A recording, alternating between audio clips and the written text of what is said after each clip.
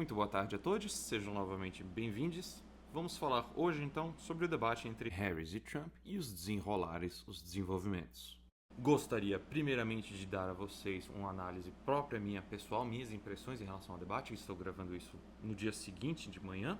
E em seguida complementarei a minha análise com comentários de analistas, de profissionais da análise política na mídia. Pessoalmente, acho que Kamala saiu-se por cima, por pontos, não nocaute, contra um Trump que, primeiramente, lembrou um dos seus piores momentos, o debate agressivíssimo contra Biden em 2020, e, em segundo ponto, foi um tanto mais contundente do que costuma ser. De fato, é um referencial bem baixo, mas ainda assim. De cara, Kamala começou firme ao apontar que tem propostas minimamente coesas e multifacetadas para a economia, empreendedorismo, contrastando-se muito bem com a proposta quase única de Trump, a serviço próprio, de cortar impostos para o topo, uma baita furada economicamente falando, inclusive. Ela fez muito bem também ao destacar os seguintes pontos. Primeiramente, as projeções de economistas indicam que as propostas de Trump implicariam em uma explosão do déficit público e uma inflação muito maior para consumidores. Deixo o link em relação à análise do Goldman Sachs, por exemplo.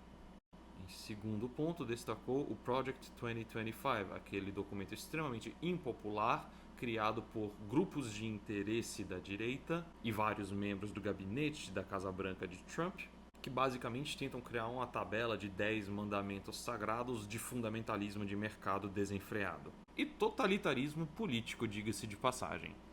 Terceiro ponto, destacou que Trump não tem plano para o país, só para si. Tudo tem a ver com ele, suas questões, seus problemas, suas ansiedades, suas brigas. Um quarto ponto, fez uma estratégia muito mais política do que propriamente factual. A falta de punho firme de Trump em bloquear a transferência de chips da mais alta tecnologia para a China pode ter colocado em risco a supremacia tecnológica e militar do país. Em quinto lugar, destacou que assessores de segurança nacional do próprio Trump o consideram uma grave ameaça e vão votar contra ele. Sexto ponto, destacou o trabalho porco de negociação da Casa Branca de Trump ao tentar retirar as tropas americanas do Afeganistão, o que resultou no desastre executado por Biden. Sétimo ponto, relembrou que Trump agradeceu publicamente a Xi múltiplas vezes pelo manejo da Covid-19 da China. Oitavo ponto, e talvez o mais importante, ressaltou que Trump seria jantado por ditadores que sabem muito bem que podem sair por cima dele bajulando ou dando-lhe favores e até mesmo subornos. E por fim, destacou que não é Biden, por mais que Trump quisesse que ela fosse e às vezes parece ainda acreditar que seja. Obviamente deu um banho no Trump também em relação ao aborto, mas curiosamente não o pior momento do Trump no debate. Ela também fez um trabalho razoável ao relembrar que Trump, primeiramente, nasceu em um berço de ouro enquanto ela vem de uma família de classe média, estava à frente do país em alguns dos piores desempenhos da balança comercial da história do país, e por fim incitou a massa golpista de 6 de janeiro, fazendo corpo mole na hora de desmobilizá-la, violando o principal valor americano, o das eleições democráticas.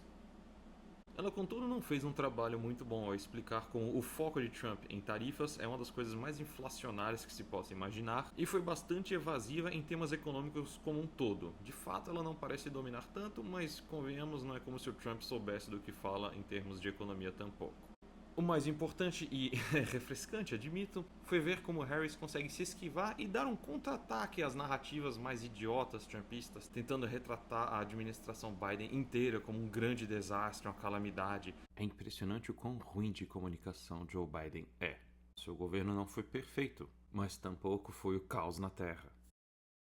Trump, por sua vez, perdeu uma enorme chance de manifestar arrependimento pela violência de 6 de janeiro, perdeu a chance de falar que torce por uma vitória da democracia do Ocidente contra Putin, repetiu sandices sobre democratas praticando aborto após os 9 meses e falou de imigrantes roubando patches para comê-los, e perdeu a compostura frequentemente, mas particularmente quando Kamala foi falar que as pessoas vão embora antes da metade de seus comícios.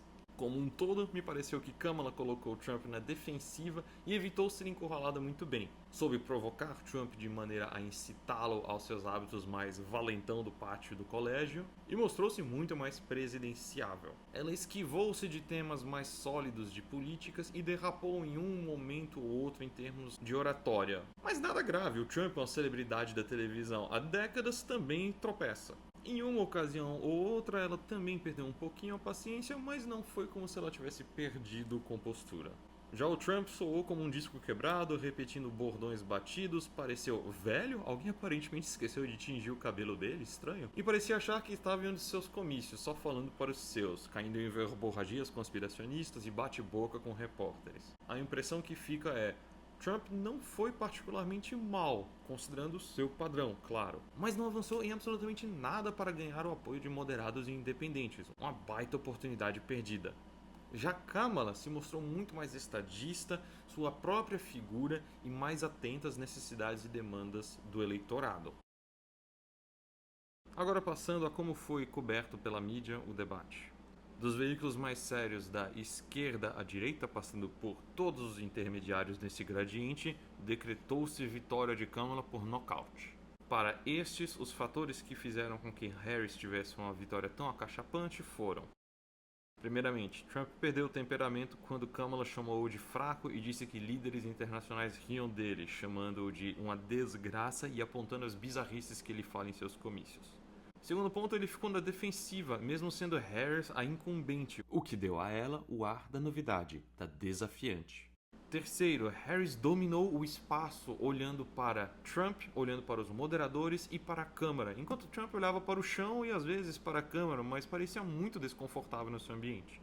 Harris também dominou a comunicação não verbal com expressões e gestos de incredulidade, representando muito bem o que sentia a plateia com algumas das coisas mais malucas ditas por Trump.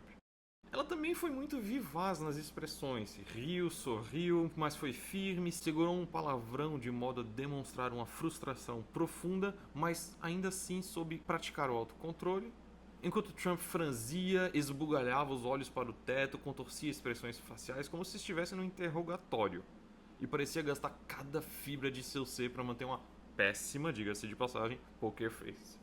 Quinto ponto, Kamala referia-se a Trump por seu nome, não pelo título de ex-presidente, enquanto, além de não olhar para ela, ele só se referiu à adversária por ela e falava do chefe dela. Um claro gesto de fragilidade misógina. Sexto ponto, ele perdeu-se em mentiras e negou fatos efetivos que resultaram de suas ações, que o desgastaram para com independentes, moderados e suburbanos, enquanto Kamala demonstrou muito mais domínio de assuntos e que pode ser mais firme ao abordá-los, com um tom bem presidenciável. Sétimo ponto, ela colocou o valentão do pátio do colégio no seu lugar, dando-lhe surra após surra a cada isca mordida, uma vulnerabilidade pavorosa para um líder mundial que tem que negociar com pessoas que estão tentando tirar vantagem dele a cada segundo. Oitavo e talvez pior ponto para o Trump, ele esperou os últimos minutos do debate para perguntar diretamente a Harris porque ela não aproveitou os 3 anos e meio que ela teve na Casa Branca para fazer o que ela estava propondo, uma crítica bastante válida. E nono ponto, Trump foi muito juvenil ao revelar que não tem um plano para mudar ou acabar com o Obamacare, mesmo tendo dito inúmeras vezes desde a campanha de 2016 que tinha um plano seríssimo e de ter tentado, quando era presidente, acabar com o Obamacare e, consequentemente, com a saúde pública americana. Os analistas, os repórteres disseram que nunca viram um desempenho tão avassalador, que foi a melhor performance de debate presidenciável que já se viu. Me parece sinceramente um pouco demais, até porque estes mesmos analistas reconhecem que Trump não é um bom debatedor. Em 16 e 20, perdeu todos. Além disso, talvez seja meu viés de economista, mas é bizarro como os democratas não conseguem falar: olha, a inflação é um problema e vamos fazer de tudo para controlá-la, mas é um fenômeno que acontece no mundo inteiro desde a pandemia. E está em queda, não é um truque de mágica, não dá para resolver de um dia para o outro. Mas o fato de Trump ter ficado lá depois do debate respondendo a perguntas, uma coisa que ele não fez quando bateu visivelmente Biden no último debate, indica que ele parece ter percebido sim que tomou uma lavada e sentiu a necessidade de focar sua atenção imediatamente para desviar o foco da cobertura midiática.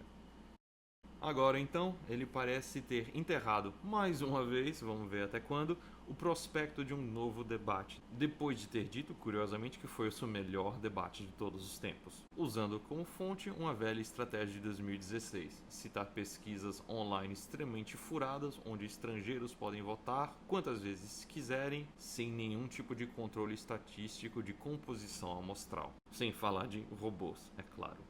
Enfim, por hoje é só, obrigado pela atenção, até o próximo vídeo.